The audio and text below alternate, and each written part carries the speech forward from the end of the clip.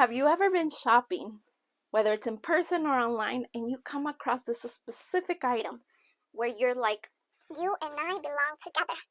But then you look at the price tag and it's just like, thank you, but no thank you. that just happened to me recently. I came across this jeans that I'm obsessed with, but it's really a want, not a need. And you guys know that I advocate for financial literacy. So when I see something that I really like, I have to think whether it's a need or a want. It's just being smart with my money. However, these jeans kept on calling my name. They're like, Karina, you can rock me. You can put together so many outfits. But I stopped myself and I said, you know what? You're right. You and I belong together. But I can make you. I can make you. And of course, I wanted to support this brand because I think it's amazing. However, the jeans were a little bit pricey, almost $200.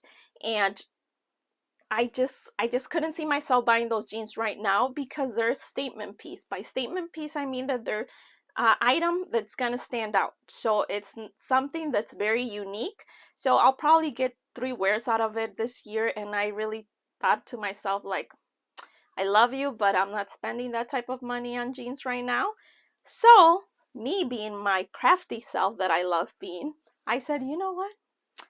I bought the stuff to make those jeans, and guess what we're doing today? We are making those jeans.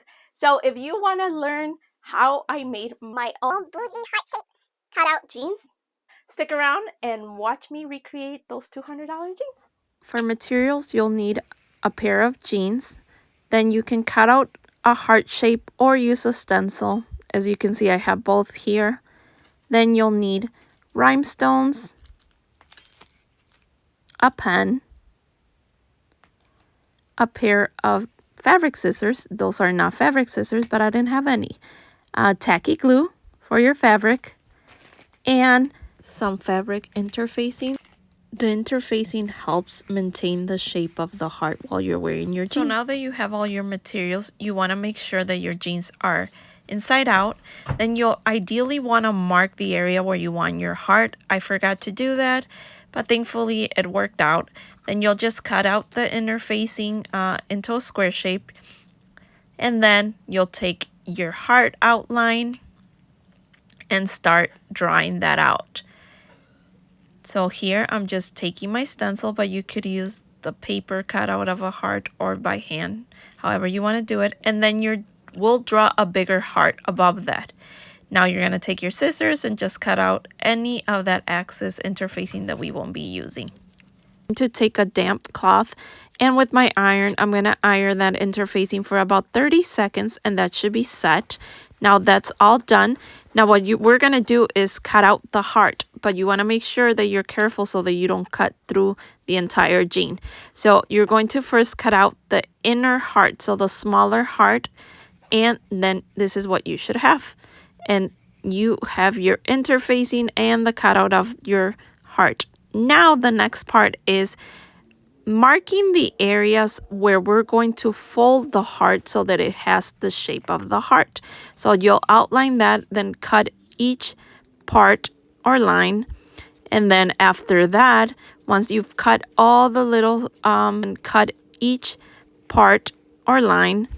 And then after, in the ideal world, you would take some pins and pin those folded sides and then sew them. But because your girl don't know how to sew and she don't got time for that, I am just taking my tacky glue. It does the same thing, trust me. I've used it before on other things and it works perfectly. The only thing you have to make sure is that you give it enough time to dry. It does take a few hours depending on the type of fabric that you're using, but in this case we're using jeans, so it's gonna take a while. But I mean, if you know how to sew, kudos to you, sew them. Then what I did is I took my rhinestones and I started cutting them to help me outline where I want them to go, because I want to make sure that I still keep that heart shape once I start adding all those rhinestones. If you don't do that, I think that you can't lose the shape of the heart. So just cutting them into smaller pieces and trying to put it like a puzzle to see what would work best. So that really took a long time. So I took it as my therapy for the day. And so just be patient, and keep cutting. And then you'll take your tacky glue again, and you'll start gluing the rhinestones. So although the rhinestones that I purchased do have like a sticky part to them, I want to make sure that my rhinestones stay on my jeans. So I didn't feel like that was strong enough, so I took my tacky glue and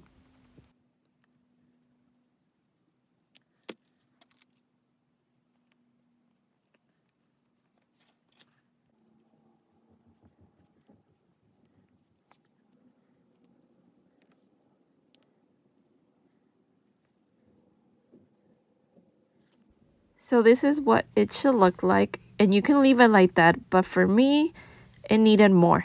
And if you see the jeans on the picture of the actual jeans that I liked, it has way many more rhinestones. And of course, I'm not using the same ones, so it's not gonna look exactly the same, but I just took more rhinestones and started playing around to find where I wanted those rhinestones to go. So as you can see in the jeans, it looks like they're stained from the glue, but because I kept on moving the rhinestones. But don't worry if that happens to you, because that glue does dry clear, so we shouldn't have any issues with that. So yep, that's what I did for a long time. This is what took me the longest, the second part of the rhinestones, adding those rhinestones. But it was worth it because I really like how they turned out. Of course, they're not the same. Some other areas of the jeans had rhinestones, but I didn't add them. It just looks like that for mine. But I'm content because I think that's just perfectly fine and enough for me. So yeah, that's the final result, and I'm very happy. Spent like $12 making them, so $200, $12. Yes, be smart with your money, people. Be smart. So a lot of things you can do. It just takes time and patience and creativity, and you can figure it out. And remember, creativity is contagious, so pass it on. Thanks for watching, and don't forget to like and subscribe. See you at the next one.